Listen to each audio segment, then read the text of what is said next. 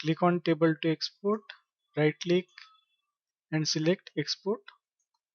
Give the name to the file. It will create the CSV file, that is comma separated value file. It is a one form of text file. And save. Then start Excel. Click here and click on open. Then click here on all Excel files and select text files. Then here is the our CSV file and click on open.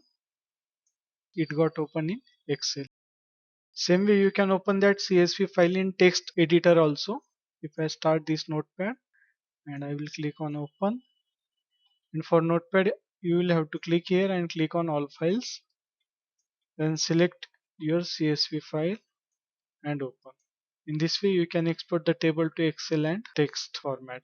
Thanks for watching. We will stop here.